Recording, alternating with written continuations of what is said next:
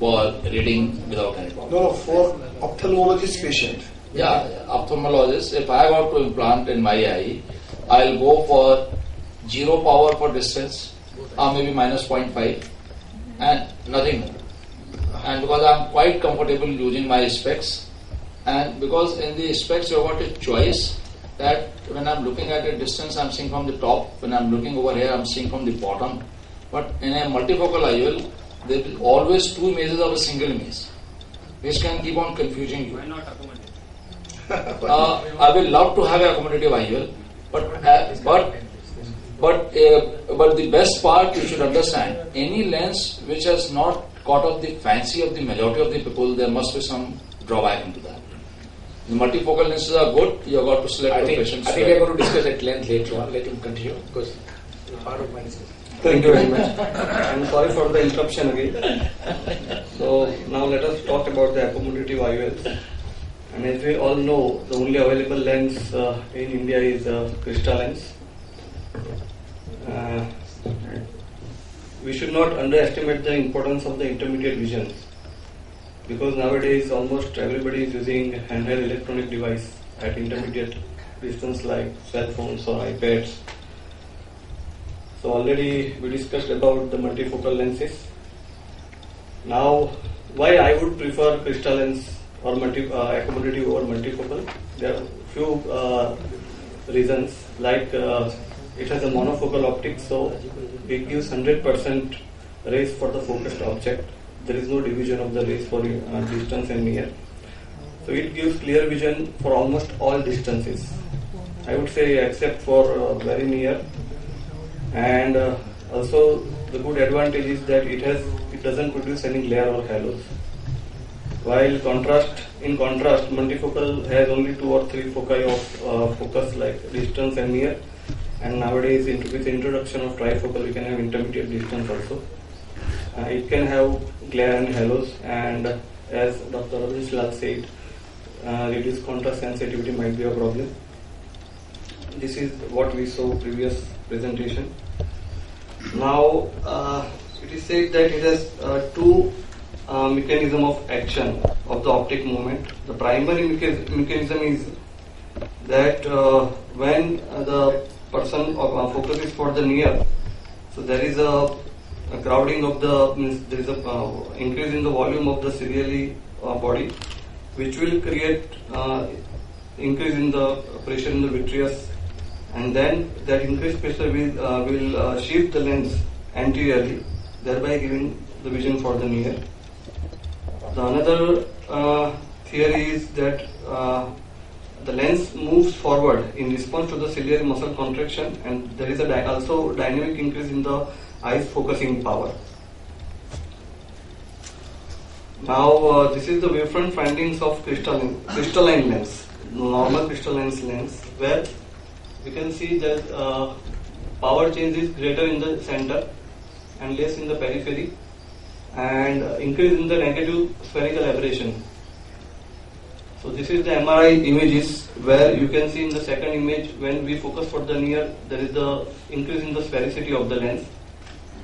The same, similarly, the crystal lens, if we see the wavefront findings, the same findings we can see what we see in the crystalline lens, that is greater in the center power change, and also increase in the negative spherical aberration, which helps in the near vision.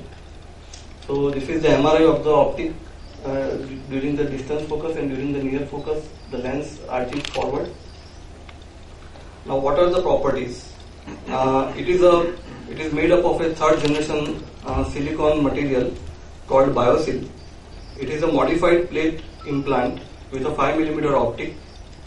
There are mainly 2 types of lens available today. One is crystal lens HD and one is AO. The only difference is of the thickness of the optic in the center.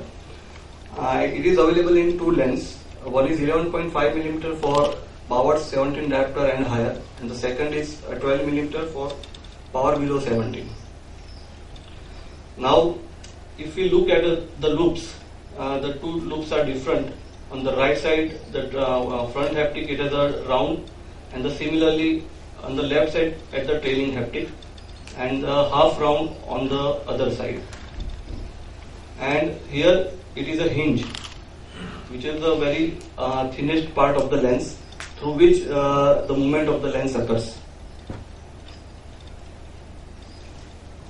It is also a square 360-degree square edge designed to impede posterior capsular opacification.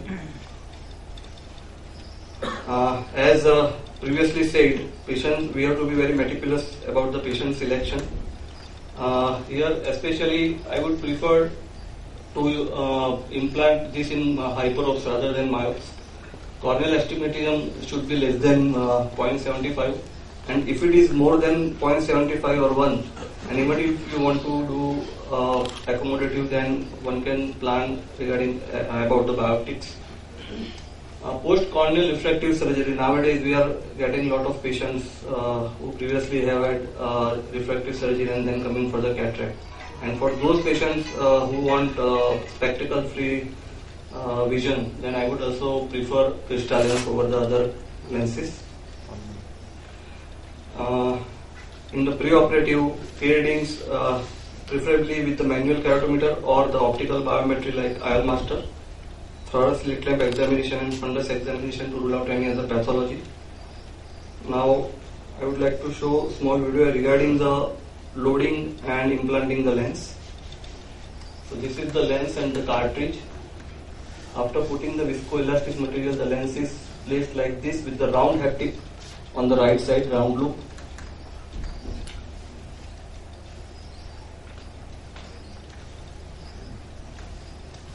Here the incision size is approximately 3 to 3.2 millimeter.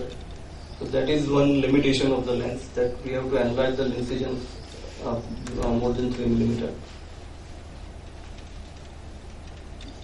The insertion is quite little bit difficult in the beginning, especially for the trailing haptic, because it is so flexible at the hinge that it is difficult to insert the second trailing haptic behind the capsule. Sometimes it may happen that while you are inserting this, the other will come out.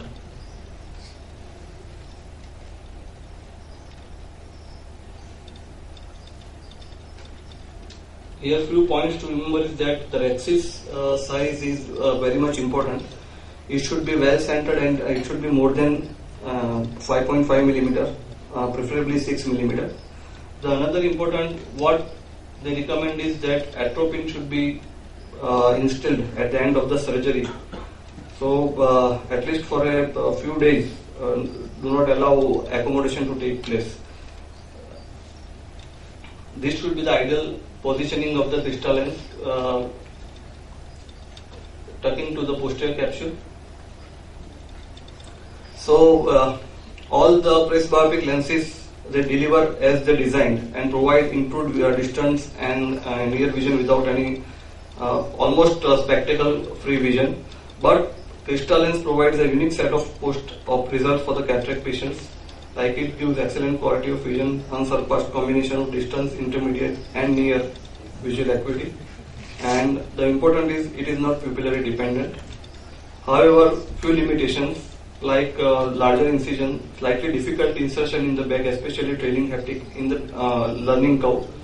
N6 may not be achieved in all cases. Usually I tell the patients and show them that near vision chart that you won't be able to see the N6, especially if it is a unilateral implantation or like that. Capsular fibrosis may hamper accommodation, and if rhexis is not intact, then ideally we should avoid crystal lens.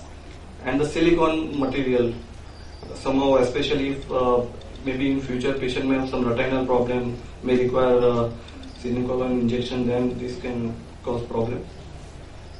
These are the newer accommodative lenses which are in the pipeline and they are yet to be available for the commercial use. Thank you. Thank you very much, Dr. Nishon. I request Dr. Chaudhary. So whenever nothing works, you have to mix and match. But no. Dr. Rajiv Chaudhary is very eminent surgeon from Indore. Somebody said, who is the first for Amitabh Bachchan used to say the first 10, he holds first 10 numbers. Like Rajiv Chaudhary holds first 10 numbers in that area. Who is first? Dr. Rajiv Chaudhary. Who is second, third, fourth, 10? Dr. Rajiv Chaudhary in Indore. So mix and match, please. Thank you. Good noon, friends. Thank you, Dr. Shah. You have heard all about the multifocal, accommodative, monofocal, and when we don't understand, then we can mix each another. It's just like cocktail. So we have so many options and these options are because no lens is the perfect lens. So sometimes the requirement of the patients become the choice of the lens. Because the patient demands all quality of the young phakic eye. So goal of the modern perfect IOL will be the unaided vision for full range with seamless accommodation, perfect visual quality without aberration or contrast. These are also two important aspects. Apart from the vision, aberration and contrast loss, no dysphotopsia, no PCO, no loss of function with the time. No such IOL exists. To have the lens compensate, why we mix and match? To have the lens compensate for each other's apparent shortcoming. As you heard the lecture, mix and match, that is for the +3 and +4. We have the option of mixing the accommodative, multifocal, monofocal. Patient should have 4 things to be happy: see distance reasonably well, see intermediate, read the paper, manageable light phenomena at night. Combining the lenses may help make visual system more than the sum of its part. Combination of different IOLs are necessary to enhance binocular vision. We can have monofocal, as Dr. Bharti has explained. In monofocal, we can have spherical, aspheric lenses, toric according to lens. Spherics may also the negative aberration, positive aberration, multifocal, refractive. They are the diffractive lenses, apodized diffractive and accommodative. Monovision is in length described by Dr. Bharti. One eye is you can keep distance, fellow eye near. Advantage, this gives the high quality of the vision because there is no contrast loss, no dysphotopsia. Possible with certain ocular diseases, possible with posterior capsular rupture, jonular dehiscence, good option for eyes operated for laser refractive correction. But what are the limitations of the monovision? No full correction advisable, difference of the plus C diopter, you will lose the hysteropsis. And it requires neuroadaptation, and hysteropsis is also compromised. Now we have option monofocal and multifocal combination. This gives the excellent distance vision. With the microphaco lenses, you have some pseudo accommodation, but the limitation, image disparity between and the contrast loss between one eye and other eye requires, again, it also requires neuroadaptation. Somehow the reading speed is compromised because one side you have the multifocal and one side you have the monofocal. And compromised driving, particularly during the turn, which side you have the multifocal lenses. And definitely hysteropsis is also compromised. Now you have the option, you can mix different multifocal because the diffractive, you have refractive, apodized diffractive. This gives a good vision for entire range and it gives a very good hysteropsis. You have the restored techniques multifocal, resume. But limitations are there. Visual quality may be compromised because there is a loss of contrast. There may be glare, halos may be present. And sometimes it gross decentration reduces the multifocality. Or if you have the posterior capsular rupture and there is decentration, so you have the multifocality discharge. Now with the option of, because diffractive, you have apodized diffractive, refractive. Diffractive is a technique, apodized diffractive restore, refractive is resume.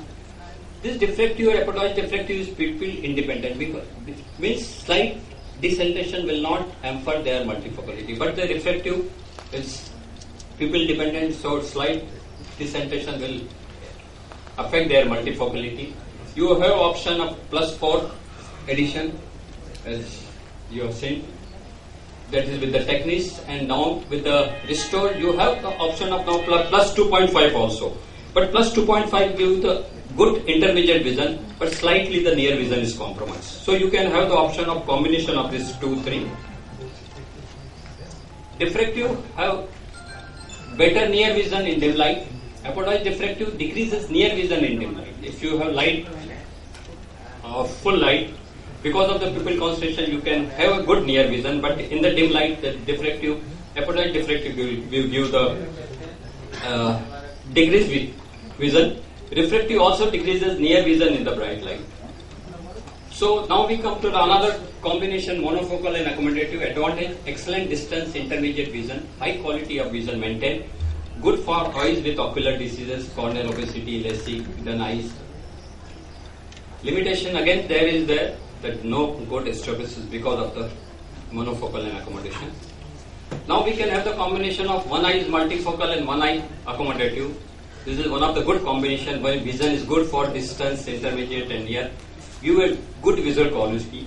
It also give a good stropsis. Possible is one of the best combination of mix and match. You can see the distance, intermediate quality, so you can have two multifocal, give the good distance, intermediate and near vision, and same with the multifocal and accommodative combination. As a combination of halos and glare is compromised, so you can see that monofocal and accommodative is comparatively they give a very good contrast and good stropsis. So downside of the mix and match, decrease in near vision, decrease in near vision stropsis, decrease in intermediate vision, increase in glare symptoms. So these are the options what we can choose or what we can suggest if the patient want the mix and spectacle independence. If they are the professionals, you can have different multifocal, diffractive one side and apodized diffractive other side, or a combination of multifocal and accommodative if they want spectacle independence with all the counseling factor and all the possibility of glare that I explained. If they are teachers, what you can choose, I will go for probably this will be covered by the Dr. Pulin. You can have all the possible. If they are drivers, because the monovision is probably good for the drivers because they need a sharp, crispy distal vision, or you can have monofocal with multifocal combination or multifocal with accommodative. Mechanic, carpenter, two multifocal IOL, multifocal with accommodative. Computer operator, intermediate, good vision, so different multifocal with +3 and +4 combination, +2.5 combination. Golfer will need a good distance and intermediate vision, so you can choose this. Mix and match, however, halos decreases over time as neuroadaptation take work. Tell your mix and match patient not to compare the eyes for the first 6 months. After 6 months, they won't be able to decide which is better for intermediate or near stars. Dominant eye correct for distance, other correct for near. So in short, mix and match approach can maximize patient vision in both near and far distance, thus improving patient quality of vision, leading to spectacle independence. So friends, it's all depend on the counseling and the requirement of the patient, so you can use the combination of the lenses. Thank you. Thank you very much, Dr. Chaudhary. Now we are running short of time, so I requested Dr. Kulin Kothari to mix panel discussion and audience participation. Thank you, Dr. Shroff. As I said, I think let me mix some of my questions with audience. All of you feel free to ask any questions in between also. And let me start with the first question, which was asked by one of the delegates, that if you yourself are to be operated for cataract on Monday morning by a very good eye surgeon, which will be the lens of your choice? Let me start with Dr. Rajiv Chaudhary. And short and crisp answer. I will prefer accommodative IOL in both eye because I will explain. Explanation, minimum explanation. Just crisp. Because this will give the clear vision, and as we have studies that they will not work on the long term or long time, so we work as a monofocal lens. So we will have a good choice to shift to the Urban's progressive glasses, and we will have no loss of contrast or stropsis loss. Okay, Professor Mike, if you were to be operated. Well, if the cataract is not so severe, and if you really can test the monovision with contact lenses, I would recommend to test monovision by contact lenses. See if the doctor really accepts that, and if he does. If you are the patient, not if I accept it, I would choose that one. So you would choose monofocal lens, intraocular lens, with a little bit of monovision. With monovision, yeah. Okay. Dr. Bharti, yes. I would say distance, both distance and absolutely emetropic. Yeah. Both distance and Monofocal. Monofocal lens. Wow. Okay, I think most of the panelists are of the opinion. I would also say various benefits of that. Last comment from No, I think I know the accommodative. Is there any question on accommodative? There will be many questions. Yes. So we need to. Okay. So you see, from various talks, a lot of speakers have said that we need to check dominant eye, and that dominant eye we must make better for distance. And as a routine 3 surgery screening in our institute, we check for the dominant eye for every single patient for cataract surgery. Now my question is, and there's a practical problem, whenever there is an advanced cataract, which we feel many times, and when there is advanced cataract, when the vision is much less than desired, how do we check dominant eye in that situation? Professor Mike? Yeah, that's really difficult because it might have switched from one eye to the other due to the cataract, and most of my patients I see with the cataract is not so severe, so I still can test it. So in that situation, what would you do? Supposing you're planning for monovision, like for your own eyes. Yes, I would do a dominance test, and no, dominance test is not possible because the cataract is advanced. If that is advanced, I would treat both eyes for distance totally, okay, to emetropia, and then later on, if the patient or if myself I still want a kind of monovision procedure, I would do that maybe with excimer laser as a later. Okay. Bharti, you want to add something? How will you test dominant eye in advanced cataract? It's impossible. You cannot. You cannot. Yeah. See, what we have done is one study at our institute, and we have found that about 67% of the patients are right eye dominant in a sample size of, I think. Accommodative lenses, they are expensive but excellent. So maybe it's future, and maybe after LASIK, after some time, when the cost comes down and which is affordable, then your LASIK patient would, of course, would not like to have spectacles. They can go for accommodative lenses later on. No, actually, my point is very simple. Accommodative lenses came with a bang, and if you see their consumption 4 years back, and now it's gone down. Could be because of the cost also. No. It's not a cost. It's not a cost at all.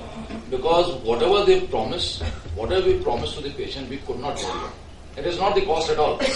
If the today patient can afford, if he can do the cardiac surgery for 10 lakhs rupees, liver implant for 40 lakhs rupees, he can afford a lakh of rupees. That's not a problem. Problem is whatever we committed to the patient, we are not able to deliver. So deliverance of the accommodative range, what was thought to be there, is not there. At least you need to have 1.5 to 2 diopter of accommodation in every patient. While over here, there may 30% of the patients who have no accommodation at all.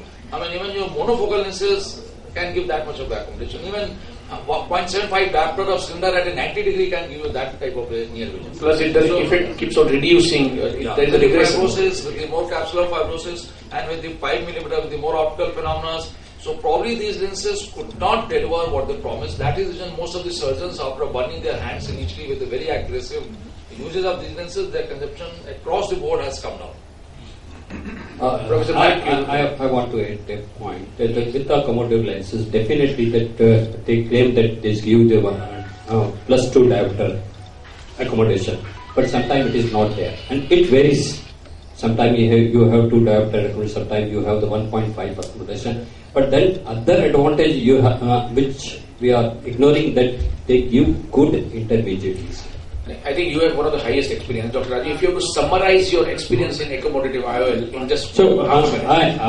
I have put forward eminent speakers from both inside in India as well as from the US, and to talk to you about trabeculectomy. I thank Dr. Ken Nischal and Dr. Alan Robin for coming all the way from the US to speak to us about the management of surgical management of glaucoma and the complications. Professor Ken Nischal is a professor in pediatric ophthalmology from the Pittsburgh School of Medicine, and he's also the director of fellowship program in that center.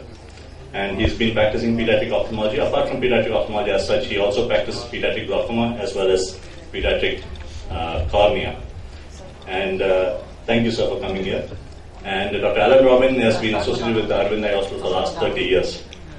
He's the associate professor in the Bloomberg School of International Health, Wilmer Eye Institute, Johns Hopkins, and he's been guiding and mentoring a lot of glaucoma practitioners in Arvind and out of Arvind in India for the last 30 years. We also have Dr. Venkatesh, Chief Medical Officer from Arvind Eye Hospital, Pondicherry. He'll be speaking to us on how to do a safe trabeculectomy, the Moorfields technique, and Dr. S.R. Krishnadas, who's the Director of HR presently at Arvind Eye Hospital, Madurai, eminent glaucoma specialist, and he'll be speaking to us how to manage a fading filter. So with these few words, I request Dr. Ken Nischal to give his keynote address, Tips for Successful Non-Seton Surgery in Congenital Glaucoma. Thank you. Firstly, I'm very honoured to have been invited to speak on this course, so thank you very much. We're good, right. So for those of you who don't know me, my name is Kaval Nischal, but I grew up in London, so everything becomes anglicised. I became Ken Nischal. I was born in Africa, I lived in America, grew up in London, trained in Canada for my paediatric fellowship, went back to London, was head of Great Ormond Street Hospital Children Paediatric Ophthalmology Department, and now I've been recruited back to the United States.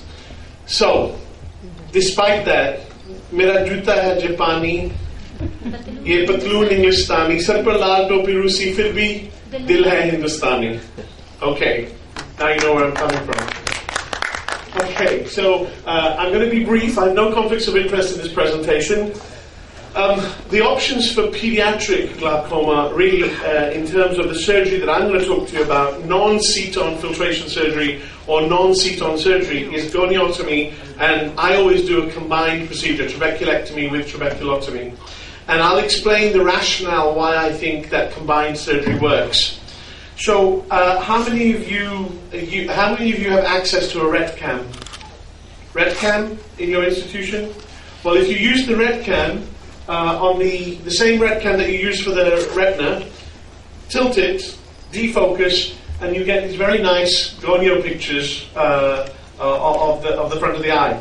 So this is a 4-month-old, and this is a 4-month-old. Which one has glaucoma? Number 1 or number 2? Let's have an audience vote. Number 1 has glaucoma? Number 2? Yes.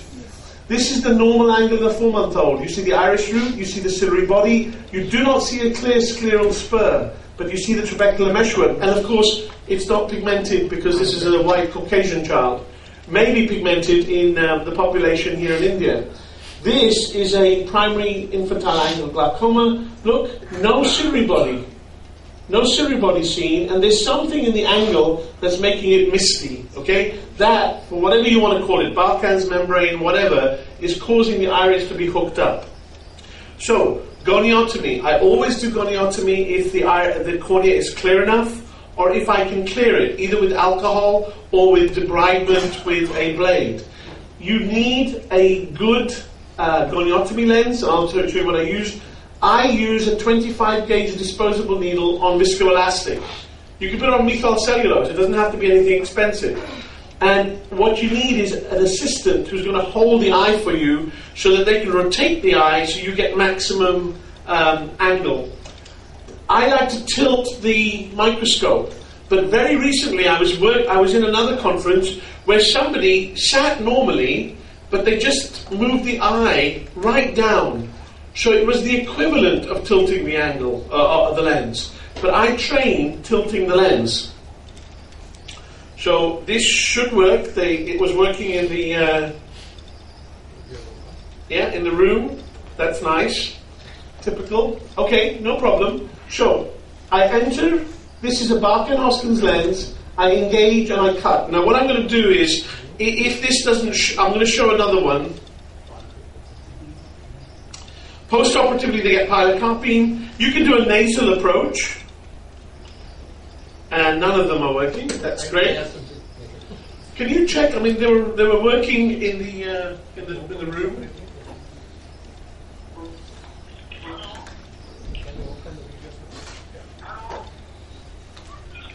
Okay. Oh, you know what? You haven't enabled the content. That's what you haven't done. You have to enable the content for it to work. Okay?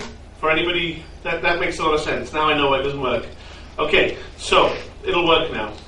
You must enable your content, guys, for it to work. Watch. Now.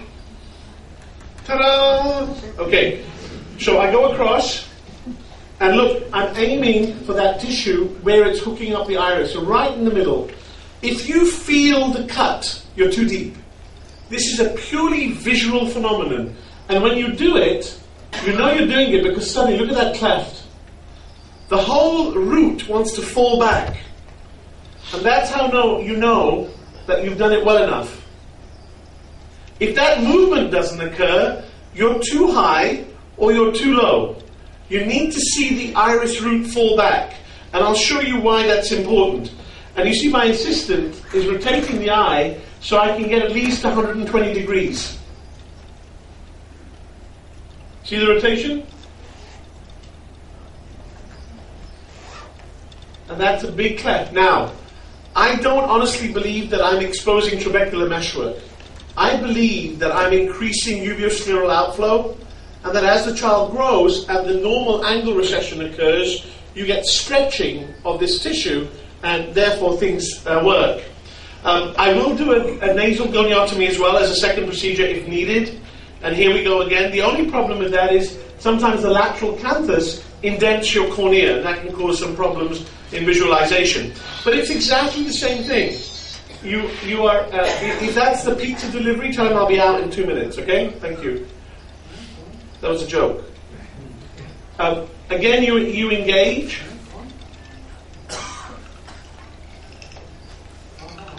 And you cut.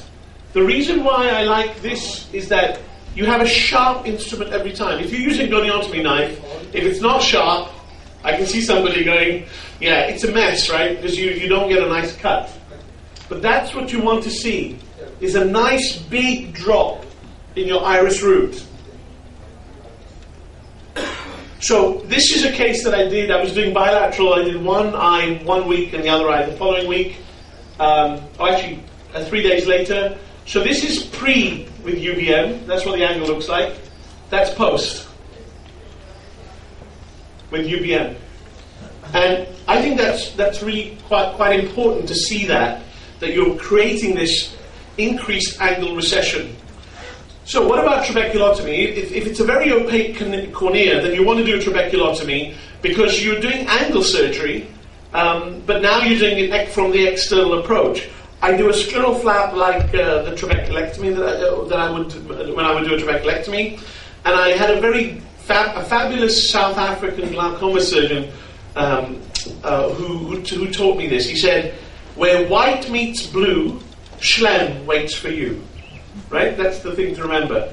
But the problem is, in these eyes that are stretched, that is a difficult area to remember. So how do you know that you found Schlems? Or how? Because I'm sure people have spent many, many minutes, if not half an hour to an hour, trying to find Schlem's canal. But I'm going to show you a technique in a minute that really works very well. Now, because I do a combined procedure, I'm going to show you the trabeculotomy after I've talked about trabeculectomy. But this is the trick. At the moment that you're trying to find Schlems, ask your anaesthetist to press the jugular on the side that you're operating on. And that causes backflow into the orbit of the venous drainage. And it causes an build-up of pressure in the episclera and therefore blood in Schlems canal. If Schlems canal is present, when you make a radial cut, you'll see the point where blood comes out must be Schlems canal. And that's a good trick to use. It works effectively. So here we are. I'm just going to show you this trick. There's blood because he's pressing hard. So you're getting engorgement. You can see that. Where white meets blue, Schlemm waits for you, right? And I start to make a radial cut along that line. And you want to look for the first point where blood comes out. A little bit deeper. There. Did you see that? Now, where is the blood coming from there? Why should there be blood there unless you're hitting a penetrating vessel? There should be no blood there. So you know that's the area that you start looking for Schlemms. Here we are again. He's pressing, and you'll see as you come back, that fills with blood. Why should that be? Unless there's blood in Schlemm's canal. So that's what I do. I then I inflate with viscoelastic, and I still use a trabectome. I haven't gone to using the suture, the proline suture, but colleagues of mine do. And I do a trabeculectomy at the same time. Why? Here's my theory why this works. When you do a trabeculectomy, especially in infants, you make a hole which is the point of least resistance. Now the fluid leaves like that, but if you've done a trabeculectomy at the same time, we know that moving aqueous retards or repels fibroblasts. So my theory is that the trabeculectomy fails after maybe 6 months, but the trabeculotomy cleft stays open much longer. So that's why I think combined procedures work, but I use them because I want the cornea to clear as quickly as possible. So that's my theory. So, I'm just going to show you the trabeculotomy. I'll just need 30 seconds because of the issue with the IT, but we should be able to show this. And go in. I'm sure most of you know how to do this. It's just to show you once. I'm just going to show one side. You have to be careful. If you start to see a whitening here, you're too superficial. If the iris moves, you're too deep. Now, just for trabeculectomies, I'm doing a combined. I always put an infusion in. I use a punch. I do an iridectomy.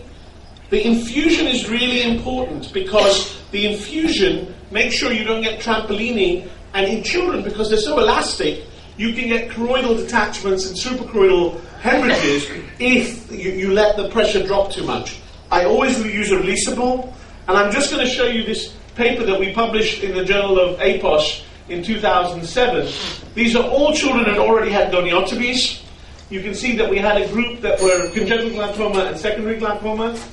But this is the point. In combined procedures in congenital glaucoma, with this technique, we had 88% survival at 5 years. We had no cystic avascular blebs, and that technique that I use is the one that my colleague is going to talk about. And if you're interested in more of this, then I invite you to the World Congress of Pediatric Ophthalmology and Strabismus in Barcelona in 2015. It's going to be with the ESCRS. Thank you.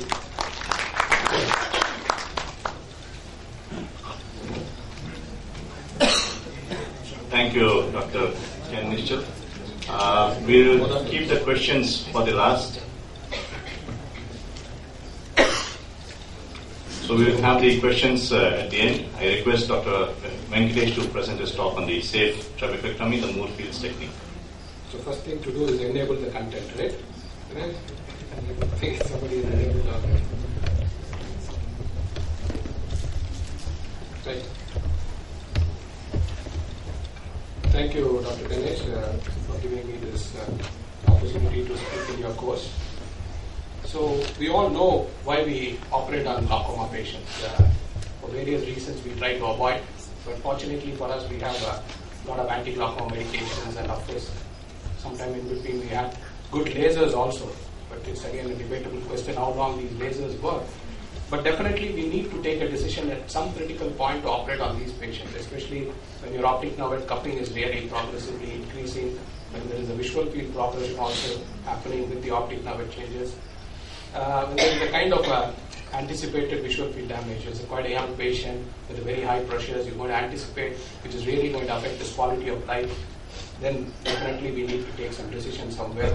And the other less common indications would be patients who are not tolerant to the medications. You have very good preservative-free medications, but even then, any kind of preservative, sometimes people cannot bother it after a few years. And the lack of compliance and adherence to the therapy, which is again a very, very difficult area. And many of our patients, even though they can afford the medication, they may not be able to continue on a longer period because of the chronicity of the therapy. So these are some of the indications which force us as glaucoma people to operate. But mainly, if you see for the last 6-7 decades, trabeculectomy has still been the gold standard. In spite of all the newer glaucoma surgeries, the gold standard is scrapped, and you have to do any kind of randomized trial comparing with the trabeculectomy to see how effective the surgical results are. What we would like to achieve is a kind of a steady flow of pus across the ciliary fistula, which is going to be on a very long-term basis, kind of distended interstitial space within the blood, and prevent any connective tissue sealing of that fistula which you have created, maybe from externally or it may be from inside the eye also in the form of iris and other structures. So what we would like to achieve after some period of time, 3 to 6 months, is a kind of diffuse, mild elevation like this. No, there should not be any kind of clear posterior demarcation and an intraocular pressure of a target range. So this you all seen, we have seen in many of the presentations. It's a kind of a thin avascular cystic blood, which you can see nicely the posterior demarcation is well circumscribed. It's like a ring of steel. That is how it is described. And there is a very restricted area of drainage. And what happens is there is a lot of growth factors which is there, which cause release of stimulatory factors, and it also stimulates the normal fibroblast to grow and seal off your blood. So even though the fistula is functioning, the scleral flap will get fibrosed and your blood will fail. So why some of these modifications are happening over this is mainly because is to reduce the risk of post-operative complications, and to always to contain the high-risk patients who go for failure, and kind of enable a greater control of both operative and post-operative scarring. Identification of patients at risk of post-operative hypotonic. Again, you need to modify in these kind of conditions, like how Dr. Ken was talking about using an AC maintainer in the peak surgeries. So the position, if you say for the filtration area, most commonly I think we would prefer to do it in the superior half of the globe, wherein your upper lid will nicely protect the drainage area, and peripheral iridectomy is placed at 12 o'clock, and it is well covered, so that it is well covered by the lid and does not cause any conditions wherein you have diplopia, polyopia and things like that. And the interpalpebral blebs, which are on the lower fornix, have a high incidence of inflammation, and we also seen a very high rates of infection in the form of endophthalmitis and phlebitis in these patients wherein your bleb is exposed to the atmosphere. More important, when you are deciding on the surgery, the type of diagnosis, whether it's an open angle or angle closure or secondary glaucomas, or in glaucomas where the failure rate is very high, like neovascular glaucomas, inflammatory glaucomas, and uveitis. The stage of glaucoma, the advanced stages, I'm sure you know about the macular split and the reason for a snuff off to happen. So we need to really take care of those patients. And we have to decide a critical decision, and talking to them about the prognosis of the surgery is very important. The ocular status as a whole, any prior ocular surgery is very important, and glaucoma medications he's been using.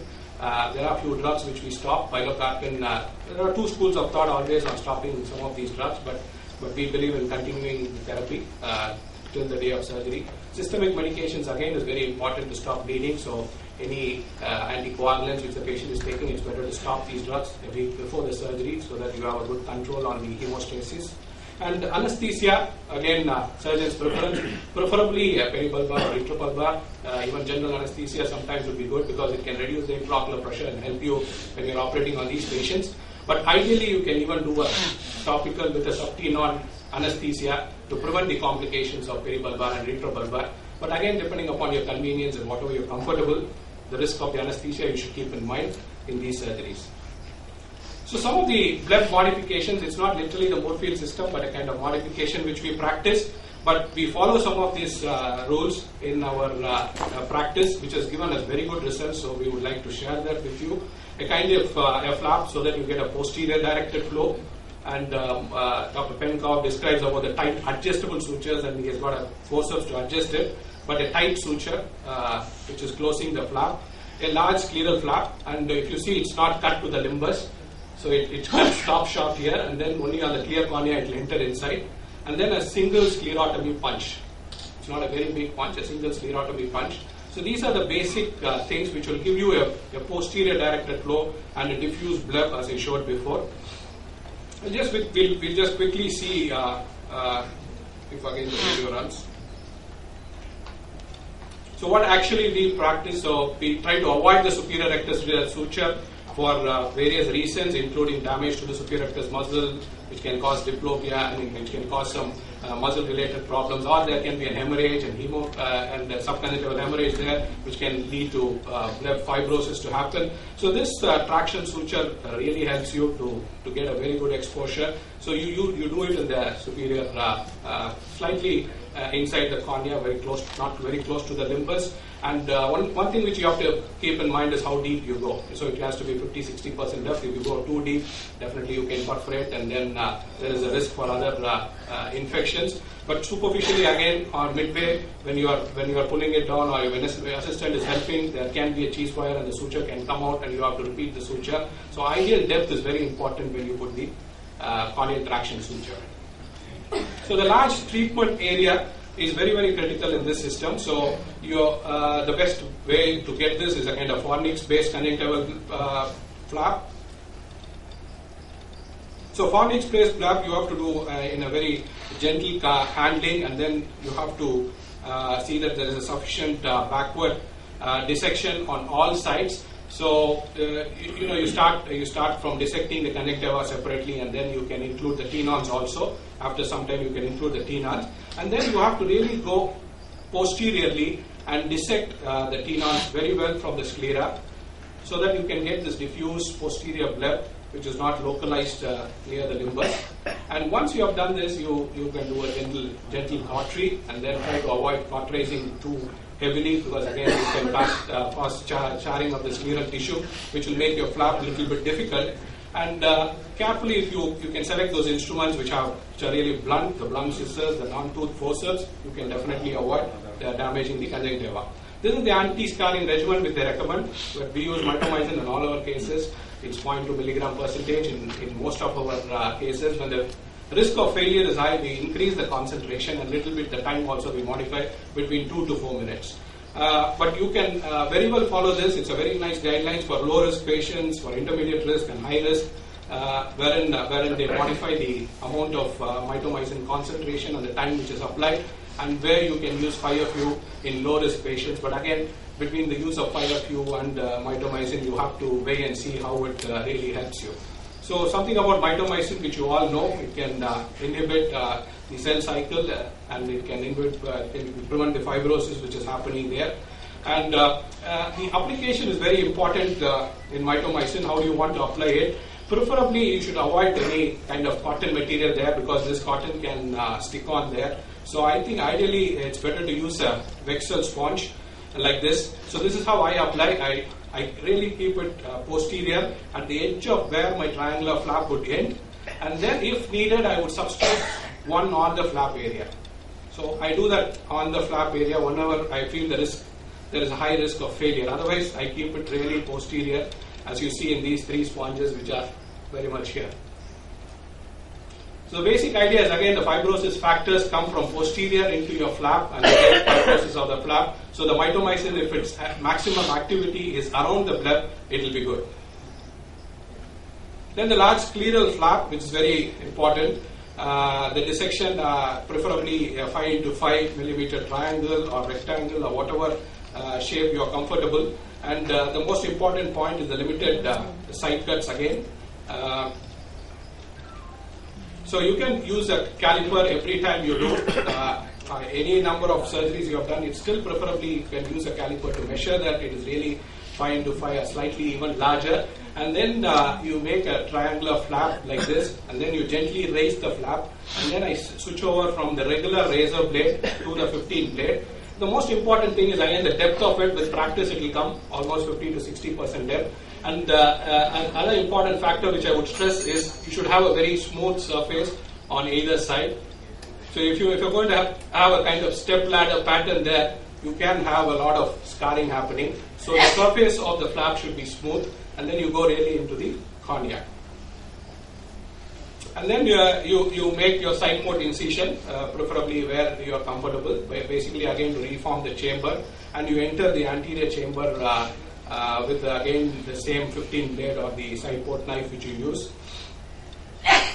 And this single sclerotomy punch is very important, so you use a Kelly's punch. A lot of times I've seen people doing with the scissor block dissection, but Kelly's punch is a very, very, very neat way of doing it because you have a very good control over what you are doing, and it's not very expensive instrument to add in your surgical sets. And this one punch, there are different sizes, 0.5, 0.75, 1 millimeter. So you can use the 0.75 or 1 millimeter punch, and you have a very nice control of the punch where you're doing. So you should do it right in the center of the scleral flap which you have created, which is 5 millimeters. So you do it somewhere in between at 2.5 millimeters. You do this punch, and then you come up to the scleral part. And then the iridectomy should be broad-based. The pillar should be bigger than the punched area so that the iris doesn't block the ostium. So you have to slightly do a bigger iridectomy there. And parallel to the scissors is placed parallel to the limbus, and then you cut right at the ostium so that you have a nice good iridectomy. And following which you close the flap. There are a lot of ways, as I said before, 3 sutures, single sutures. We usually do a single apex suture with a 10-0 nylon, and it is really tight, well opposing the flap. And I check for how the leakage is after putting one suture. If there is a lot of leak through the sides, then I put additional 2 sutures. And if the leak is a kind of control leak, I stop with one single apex suture like this. So it has to be really firm and tight so that you well oppose the tissue. And this is where you will have that kind of ostium or the subscleral lake from which your aqueous would leak comfortably. And conjunctival closure, there are different ways which is described. The corneal glue closure is very important, but we do a kind of very simple closure which is on either side of the limbus. I take a bite from the limbus into the little bit into the cornea, and then the cut end of the conjunctiva, and then it's like a purse string. One more at the end of the other side of the cut end, and then you lock the suture and you nicely tighten it at the limbus. So it's a kind of a purse string suture which you apply, and then on the other side you put an anchoring suture. Very rarely we see a retraction, but most of the time retraction is caused by kind of mitomycin contact to the cut end. So you have to avoid the mitomycin contact to the cut end of the conjunctiva. And finally, you reform the anterior chamber and you check the bleb through using your side port. That is why I think side port is very important. Some people avoid doing a side port, but I highly recommend you to do a side port so that you know how exactly your pressure is in the eye and how the filtration is also working. So we're seeing the bleb rise. If you don't see a bleb rise, always you can revisit. If there is too much of leaky and the chamber is also not forming very well, again you can revisit, open up the conjunctiva and do everything to finish up the case so that post-operatively you won't have an additional headache and you can sleep comfortably the night. The important thing is again the post-operative regimen. Use from 8 times. Gradually you taper over 2 to 3 months. The steroids is very important in glaucoma, not like your cataract. Keep that in mind. Give atropine for a few days. Non-steroidals again to prevent. And definitely if you follow all this, you can get a very good results like the bleb I showed you in my first few slides. Thank you. I would now request Ganesh Raman, who heads the glaucoma department at AIOC, to talk on trabeculectomy with collagen. And he has quite an experience working on trabeculectomy with adjunctive collagen implants. So he's here to share his experience, and I would like to welcome him. Thank you, sir. Firstly, I'd like to state that medications are not working. Basically, maybe they may be unavailable, they may be inappropriate, or they may be ineffective. So we know that these are the numerous glaucoma drainage devices available, but as Dr. Venkatesh has already mentioned, trabeculectomy still holds true for last 45 to 60 years. An ideal surgery should be easily performed by all surgeons, requiring simple instrumentation, minimal complication, should be replicated by others as well with a short learning curve, and should be economic with a long-term success. Not to say that trabeculectomy has characteristics of all these, but nevertheless we do it in such a manner that we can bring about good results. The problem occurs in certain situations like this, where you require certain amount of augmentation of the trabeculectomy, juvenile open-angle glaucoma, glaucoma neophakia, high myopia. Inherently, the patients have a high propensity for developing complications, either intraoperative, immediate post-operative, or later on during their life. So, since you can augment it either using mitomycin C or collagen matrix, which is Ologen, we had started using this because over a long period of time we found that mitomycin C treated blebs were coming back for 10 years, 15 years later for bleb revisions. So we got the idea of using this, especially in young patients. So our indications are that we use it in patients less than 40 years of age. It is an alternative to mitomycin C. It has an anti-scarring property without chemical inhibition and results in a nice diffuse filtering blood with low intraocular pressure. It's biocompatible and it comes in a ready-to-use pack. So this is how it's done. You simply raise a scleral flap, cut the conjunctiva, raise the scleral flap, you do the ostium, you apply a loose suture, then you keep the Ologen sponge over the scleral flap, and then you close the conjunctiva. This is a limbus-based procedure, but I'll show you in the end a phonics-based procedure. So certain advantages are mentioned of Ologen over mitomycin C. Of course, not all of them hold true. The letters marked in red are really something which we should be concerned about, especially toxic to ciliary body and corneal endothelium, increased risk of infection, endophthalmitis, late complication, and you have to dispose mitomycin C properly. You can just throw away the vial. It has to be done in a proper manner. So these are the certain disadvantages of MMC. So Ologen doesn't have these.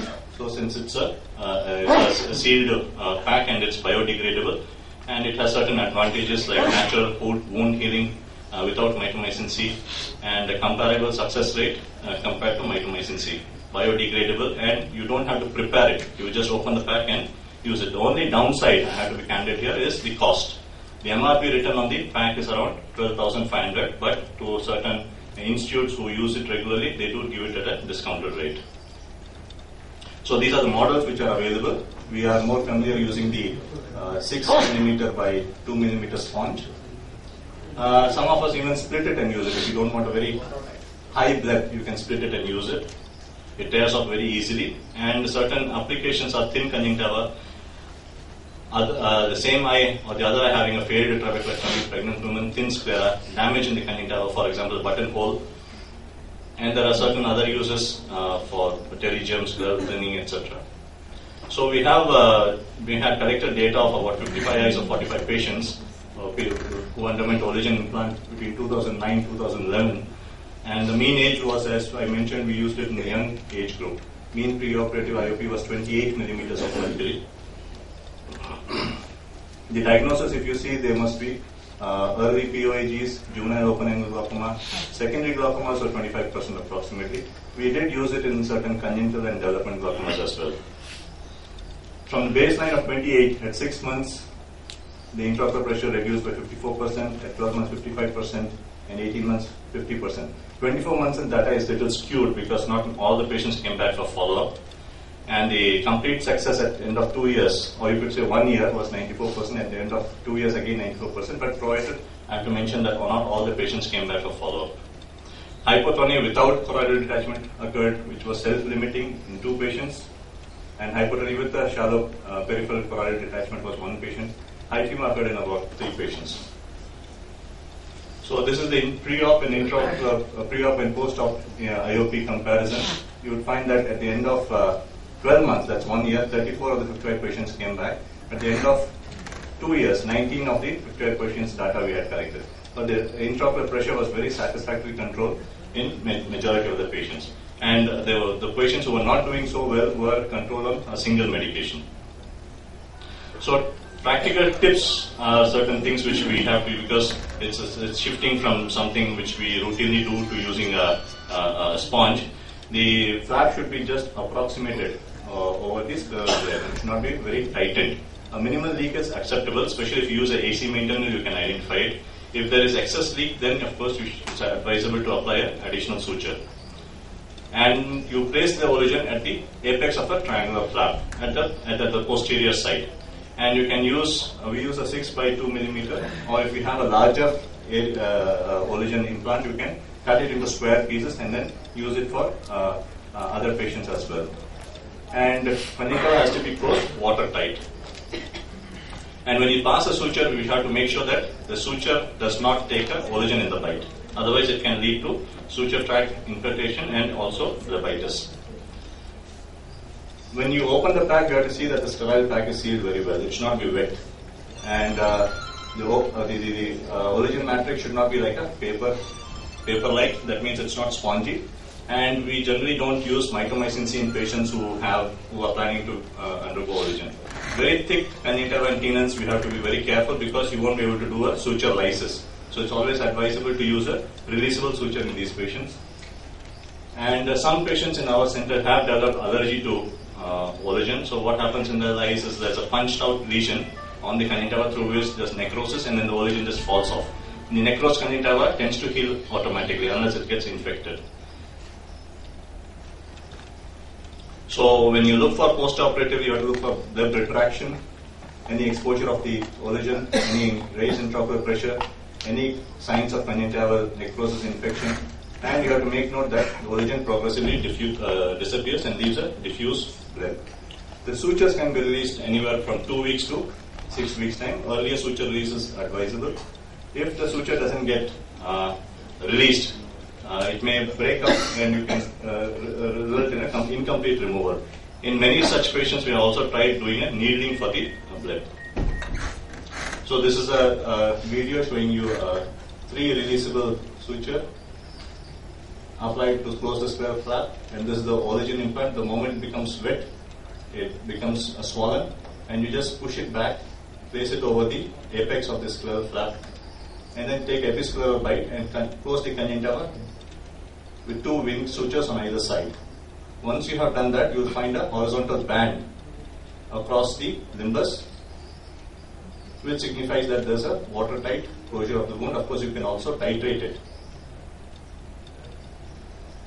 So certain indications which we have adopted for use of Ologen are juvenile open-angle glaucoma, patients with aniridia, developmental glaucomas, other eye of patients with mitomycin C complication, young patients to avoid mitomycin C complication later on, patients with rheumatoid arthritis, and patients with glaucoma in aphakia home, mitomycin C, in previous trabeculectomy could be a little risky because of severe hypotonia that can be caused.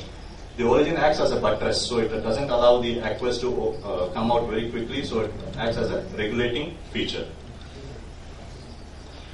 So, glaucoma, we have started using this basically to individualize the treatment of glaucoma surgery to individual patients. The only downside is it is slightly expensive, but if you look at the cost over a period of 5, 10, 20 years, and the amount of the surgery which is being avoided in terms of depth, revision, and the future filter failure, then it can be considered in many patients. Thank you.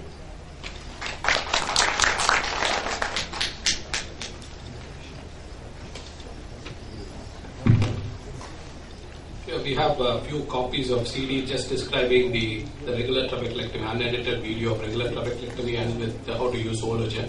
So whoever is interested, we would be happy to share with them those copies at the end of the talk. So now Dr. Krishnadas will be talking about how to manage the failing glaucoma filter.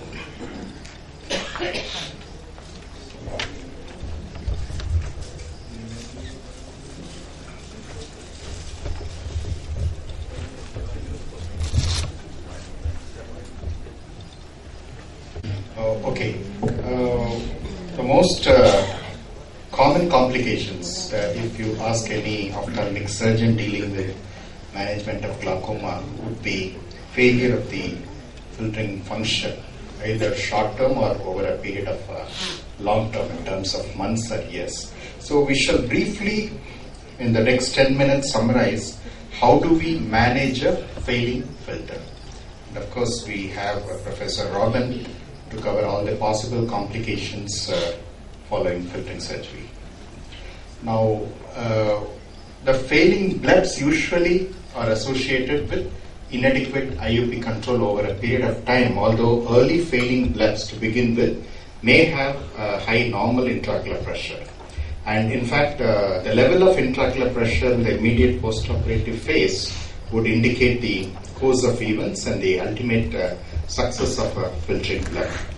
And it is always due to either an impending or an established obstruction of aqueous outflow. Of course, the causes of failure anatomically could be at the intraocular due to obstruction of the ostomy anatomically by certain intraocular tissues such as the iris, vitreous, blood, lens, and so on.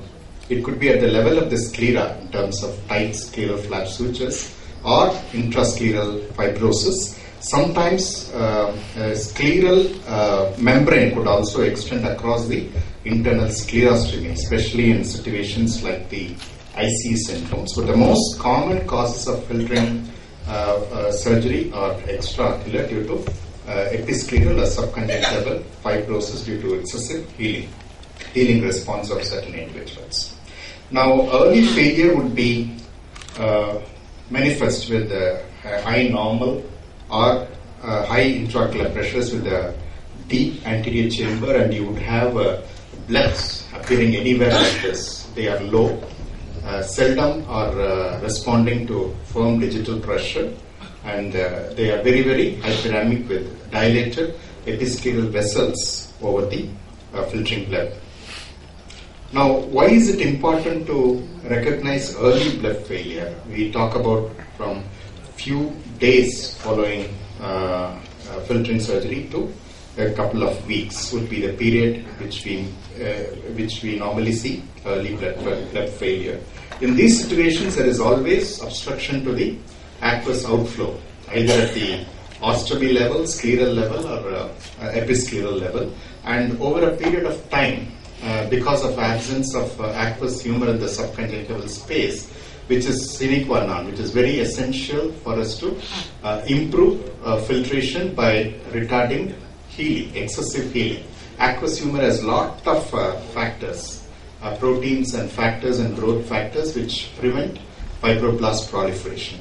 So if the permanent adhesions form between the conjunctiva and the sclera, there will be total absence of aqueous, and this will lead to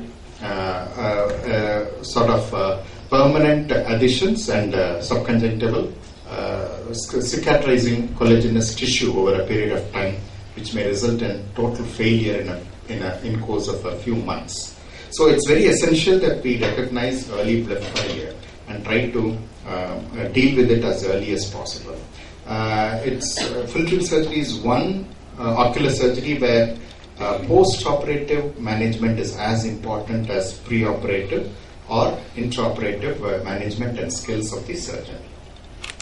Now, optimizing filtering surgery, you all understand there is pre-operative, intraoperative factors. We will, in the next course of few minutes, just restrict ourselves to post-operative management. Now, once we have recognized an early failing bleb, we need to have institute very intense post-operative management with anti-inflammatory drugs. You may have to increase the duration of steroids, although there is no good evidence that oral steroids or other strong anti-inflammatory drugs systemically helps. But topically, you need to add the frequency and strength of the topical steroids, and it should always be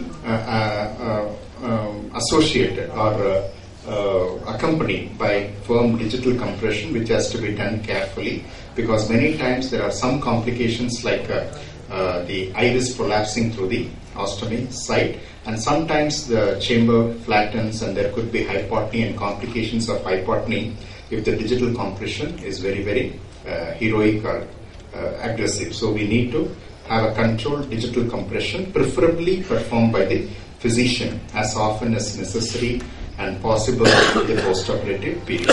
And of course, the next step would be to release the scleral flap sutures if releasable sutures have been applied, or if they're fixed scleral flap sutures, to go in for laser suture lysis. This can also be accompanied. If these steps do not help, we can also administer either subconjunctival 5-fluorouracil, and some investigators, some practitioners also inject subconjunctival mitomycin to retard fibroblast proliferation and healing. Now, the digital ocular compression is very effective in the first 72 hours, which is very, very crucial to break the fibrosing response. And it is always administered through a closed leg, either through the inferior sclera or with the patient looking down through the superior sclera. We can also use a blunt spatula or a cotton tip applicator over the over the closed leg adjacent to the scleral flap superiorly. Laser suture lysis, when we have not used releasable sutures, we can either use argon green laser or frequency double laser. We begin with 400 milliwatts, and if there is no response, or if the conjunctiva, the subconjunctival tissues are very thick, we can incrementally increase the power even up to 1200 to 1500 milliwatts. The Hoskins or similar lenses can be used to visualize the sutures, and it is essential that we lyse one suture at a time, watch for the response, and then go for other suture lysis. It should always be sequential. Whatever be the provocation, do not lyse all the sutures. It can lead to very significant blinding complications. Ocular massage of focal pressure, if the bleb does not spontaneously form or the intraocular pressure remains in the high normal range. It's effective within 2 weeks, but depending on the use of antimetabolites like mitomycin, the duration and the strength of mitomycin that has been used, it can be effective even several months, as long as 6 to 9 months it can be effective. So this is one option which should never be left unexhausted in case of failing blebs. And complications, of course, like overfiltration and overfiltering bleb following filtering surgery. We can have conjunctival burns and buttonholes through which permanent bleb leaks may occur. There could be overfiltration even without a bleb leak, because if the healing response is suboptimal, even a single suture lysis sometimes can cause overfiltration, and the complications like flat chambers, hypotony, aqueous misdirection, and there are even instances of blinding choroidal hemorrhages following release of sutures. So it has to be very, very, the decision has to be taken very, very carefully and with lot of judgment and discretion. Releasable sutures are as effective as laser suture lysis in sequential filtration, increase of sequential filtration and following filtering surgeries. The external sutures can be removed if IOP or bleb poorly responds to digital compression. You had seen a video where a suture was released and the bleb was did not form spontaneously, but was formed by a firm digital compression. Now, it is effective when visualization of sutures is anticipated to be poor in cases of young adults where the tenons could be very thick, or some instances where there could be subconjunctival hemorrhage, and fixed sutures could be not be visualized because of lasers. And instances where lasers are not readily available, it is possible that we can go in for sequential release of sutures using 2 or more releasable sutures. The advantages or the disadvantages of releasable sutures would include need for additional intraoperative manipulation. Sometimes it takes very long and lot of manipulation to accomplish these releasable sutures. There is some post-operative discomfort to the patient, sometimes corneal epithelial defects. There is always a possibility of infection because the sutures are externalized, and if there is excessive fibrosis, within 1.5 to 2 weeks, if we don't release these sutures, it's possible that that can never be released. But always you can have laser suture lysis in case the release of sutures fails due to excessive subconjunctival fibrosis. Now the late failure is due to subconjunctival or episcleral fibrosis, and the risk factors predisposing to failure is very well known, like young age, prior ocular surgery, complicated glaucomas, and so on. Now, bleb needling with 5-fluorouracil or mitomycin may salvage some of these blebs which tend to fail, and ideally bleb needling could be done when digital compression, all the sutures have been released or lysed, and still the bleb is not forming due to fibrosis. One option could be bleb needling. Ideally, it is done within 6 to 10 or 12 weeks following filtering surgeries. The basic idea of needling is to re-establish the free flow of aqueous from the anterior chamber to the subconjunctival space by trying to disrupt this scar tissue or the collagenous scar that is formed and that which tries to resist the aqueous outflow. And usually a fourth of primary trabeculectomies, if it is complicated, many more would be in need of bleb needling.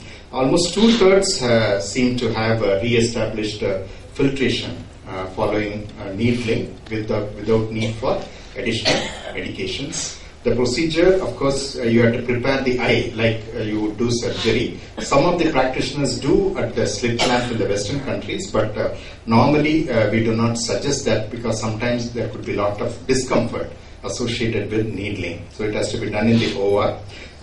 Usually we have a 26, 28 or a 30 gauge needle introduced into the subconjunctival space about 5 or 10 millimeters from the scleral flap, usually under topical anesthesia. If needed, you can supplement it with lignocaine infiltration anesthesia. Very rarely, if you anticipate the patients are not going to cooperate, you can also do this procedure under retrobulbar anesthesia. But if you have the patient supine under a good operating microscope and with adequate anesthesia achieved, it's a very comfortable procedure for the patient. The needle is advanced towards the area of the intended needling with a to and fro lateral movement, and by this way you try to disrupt the scar tissue, creating pockets or holes in the subconjunctival collagenous scar that is formed and that is impeding the aqueous. Now, the failure of bleb response, which is an attempt to incise, suppose with this to and fro movement and rupturing the collagenous tissue, normally a bleb should form spontaneously. If that does not, you can try to go under the scleral flap edge and try to enter into the anterior chamber, thereby creating a pathway for flow of aqueous. After this, an spontaneous appearance of the bleb or lowered intraocular pressure will be the desired endpoint. We could also have an internal obstruction associated with bleb scarring. In this case, you introduce a blunt spatula, release the obstructing tissue, and then go ahead with the bleb needling. The complications are similar to what you can find after trabeculectomy, and as I had mentioned, serious complications like aqueous misdirection or choroidal hemorrhages could occur, prolonged hypotony could occur. Again, the judgment to bleb needle should be done by an experienced person, and the decision should be taken with lot of discretion and with the informed consent of the patient. Once that fails, we may have to resort to maximum medical therapy, repeat trabeculectomy, glaucoma drainage devices, or diode laser CD ablation. So thank you very much for your patient listening.